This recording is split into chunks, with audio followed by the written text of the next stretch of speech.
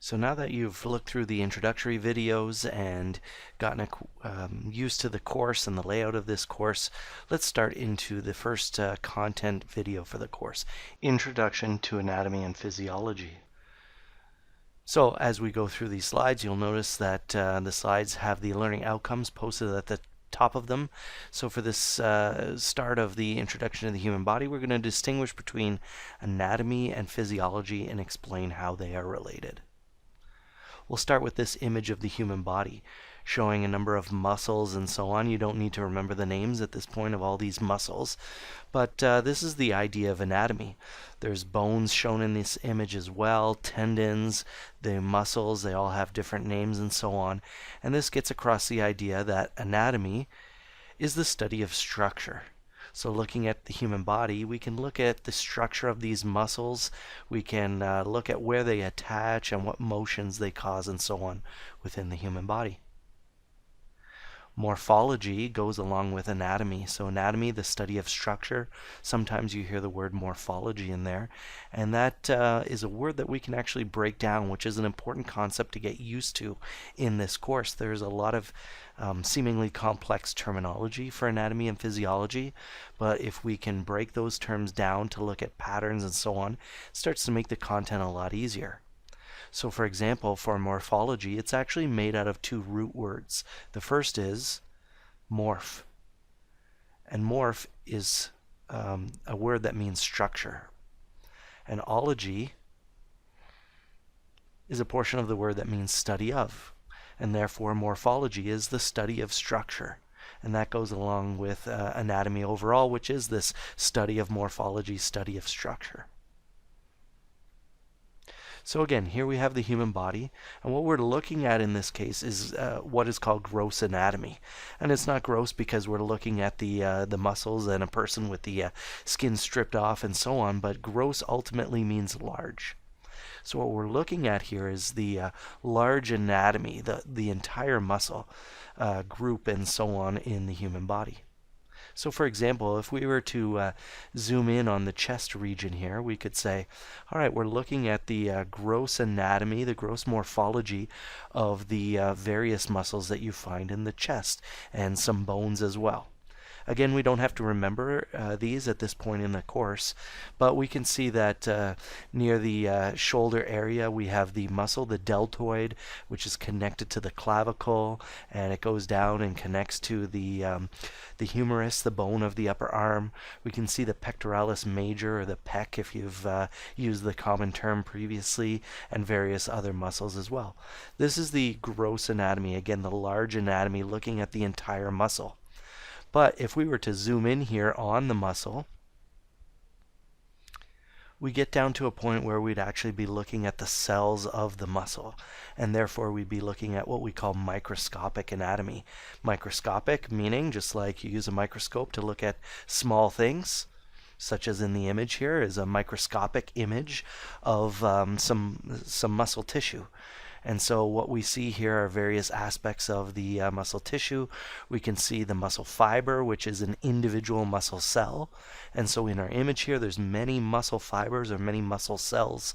We can see the nuclei of those cells, as well as the striations, which are something we'll get into in a later unit, but are formed by the structure of the proteins within the cell.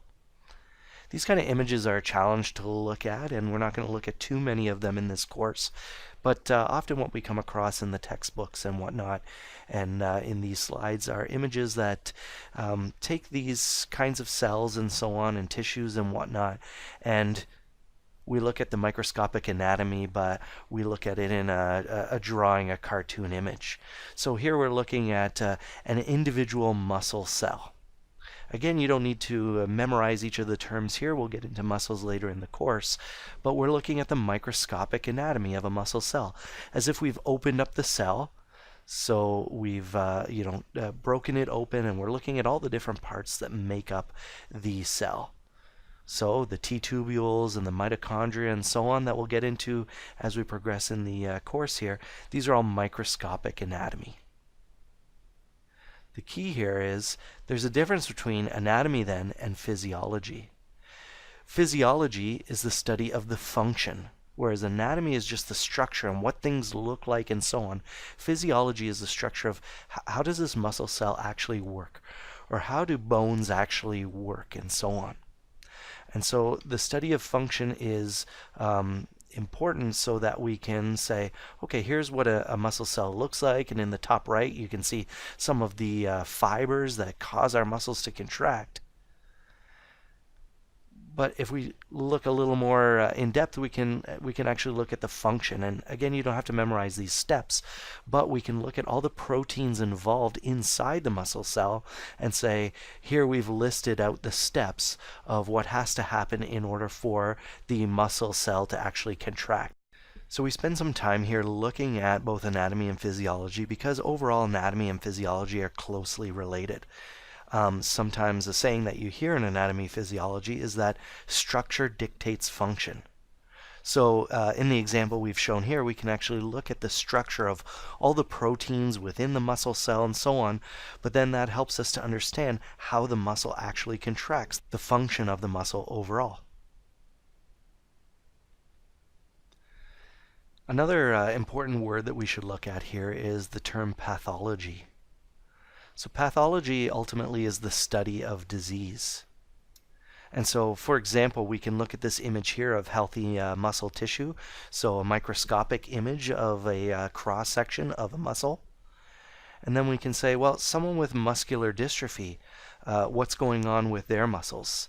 And we can take a look at a cross-section of a muscle from somebody who's has muscular dystrophy and say, hey, there's an anatomical structure difference between these two muscles that's clearly visible here in the slide, and then we can relate that again to the function or the dysfunction that is occurring in somebody who has muscular dystrophy. So the characteristics of life. There are a number of characteristics of life that are essential for survival, and so let's go through each of those now, and we'll start here with movement. There's a couple types of movement, and so the first that we'll look at is external movement, something that we're fairly used to. For example, I go for a run and I'm moving all my muscles and causing me to run down the street or walk down the street and so on. These are external movements. Or I pick up my coffee in the morning and I'm flexing my arm. This is an external movement. However, we also have internal movements in our body. And so to use this example of the running man here, we can take a look at his heart. And as he runs there, in order to move blood around the circulatory system, there is the internal movement of his heart and his blood vessels in order to allow for the movement of blood and the delivery of nutrients and so on to allow him to keep up with the run. A second characteristic of life is responsiveness or conductivity. There's two aspects to this as well. So it's the ability to sense change. So I bring my finger near the fire and it gets warm, and then it also gives me the ability to react, to move away from the fire because it's dangerous for me. So this responsiveness and conductivity, it's not always related to dangerous situations, but this gives us an idea of this ability to sense a change and then to react to that change. Another characteristic is reproduction. So that involves things like procreation, having offspring, making babies. However, it's also related to cellular reproduction. So here we're showing the process of mitosis, so the division of one cell into two identical daughter cells. And this is a process that is overall involved in producing new cells so that we can grow and we can repair our tissues. Another characteristic is respiration. So we're all used to breathing in and out and so on. And so that's overall an aspect of gas exchange. What we're trying to do is obtain oxygen into our bodies so that we can use it to produce energy. And then we need to get rid of wastes that occur in our body. So using the oxygen to produce energy produces carbon dioxide, and we need to remove that carbon dioxide as waste from our body. Another characteristic of life is digestion. This is the chemical and physical process of food breakdown. And so, as food enters into our stomach, We actually have the physical process. Our stomach actually moves as well as releases chemicals to allow for the digestion of food and then release into our intestines. Again, there's both enzymes, chemicals that are released to digest the food, as well as the physical movement of the food through that system. Absorption. This is the passage of nutrients into our body cells. So it's great that I digest the food, but I also need to take that food from, on the left side here, it's giving an example of fatty acids, taking it from my intestines, going through in the middle of the walls of the intestines, and then actually getting it into my lymphatic or my blood system in order to be transported around my body. So I have to take the food from my intestines into my blood or lymphatics. In other words, I have to absorb those nutrients. So this is a process that is intimately involved with the next, circulation, the transportation of the molecules.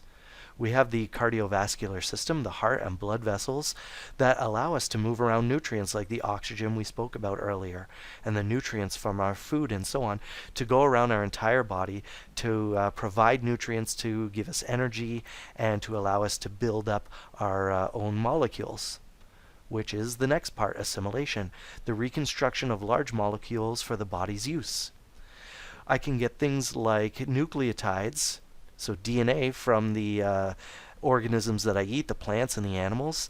I digest them, I absorb them into my body, but then my cells actually need to assimilate those nucleotides, take those nucleotides and build my own DNA. Or take those amino acids that I get and build protein. Or take other chemicals and again reconstruct large molecules for my own body's use. The next process is excretion. So this is actually after I've eaten, I've digested food, I've absorbed the chemicals that I need.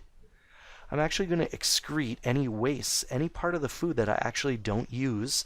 I need to get rid of it outside of my body.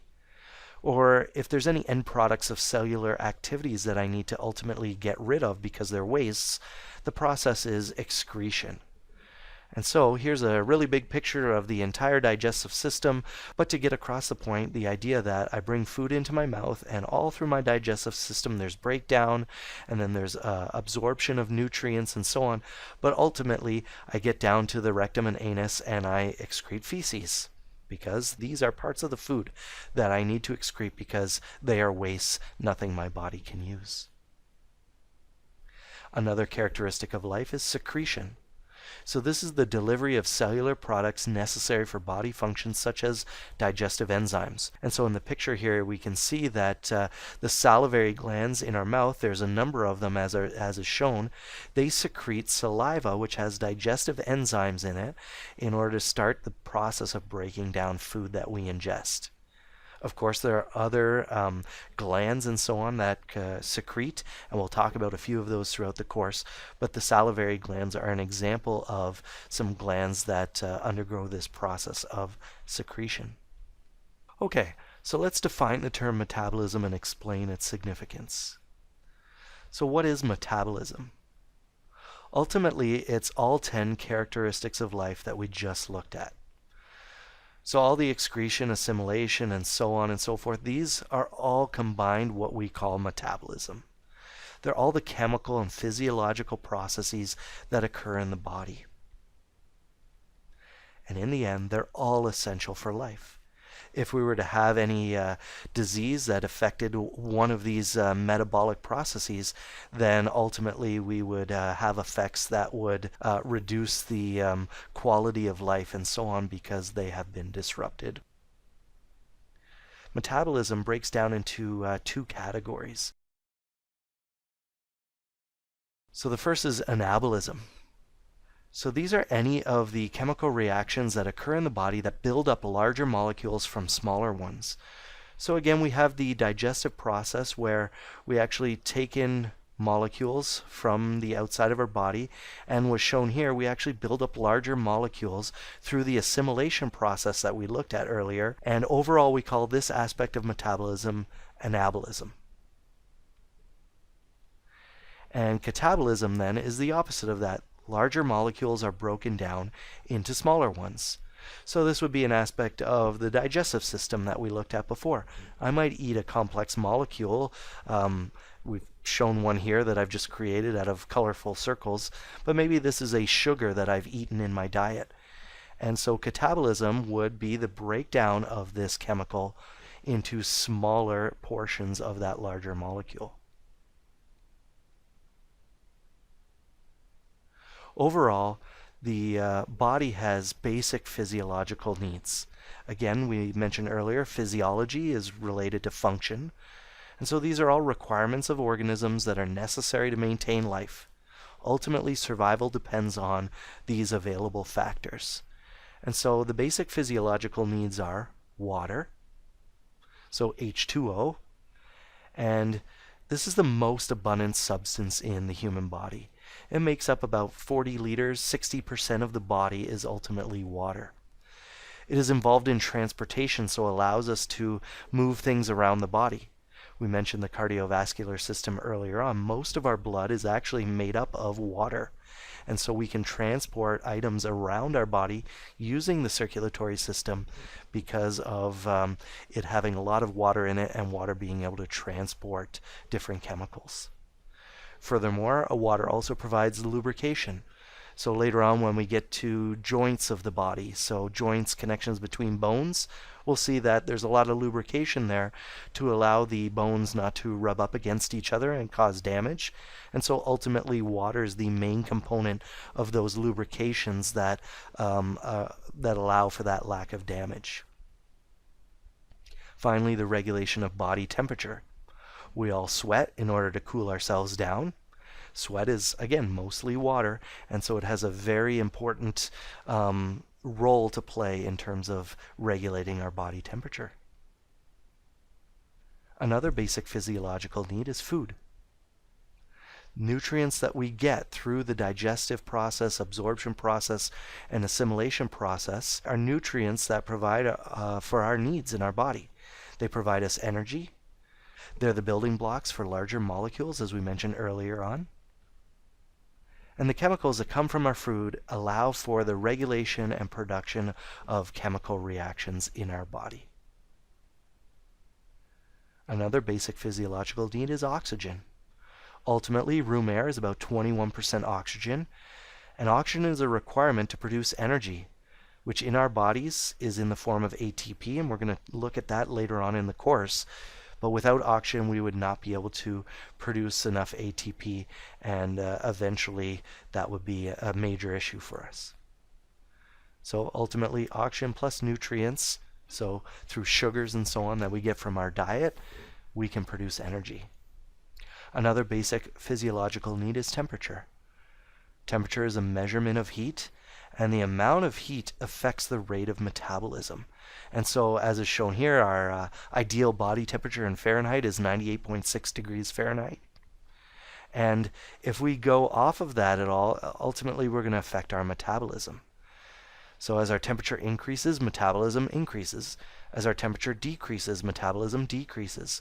And so our body, as we'll learn later, tries to maintain that 98.6 degrees Fahrenheit in order to keep our metabolism rate at the appropriate level. The final basic physiological need is pressure. Pressure is the application of force to something. It's a little bit hard to show here, and so we'll look at an example. We'll talk about atmospheric pressure, which is important for our bodies. So here I show a picture of Mount Everest. And if you've ever heard of anyone climbing Mount Everest, there's very low atmospheric pressure at the top of Mount Everest. That means as we try to take breaths, there's very little pressure forcing the air into our lungs. And therefore, we end up taking very deep breaths, and our breathing is labored and so on because the atmospheric pressure is much lower at the peak of Mount Everest than it is at sea level. Hydrostatic pressure is another type of pressure. Hydro means water. Static means is referring to pressing in one area. And so this is the pressing of water up against things like our blood vessels, and the pressure that is provided from our heart beating and the blood pressing up against the blood vessels, causing water to either leave the blood vessels or not, and ultimately it plays a major role in various aspects of our body's function.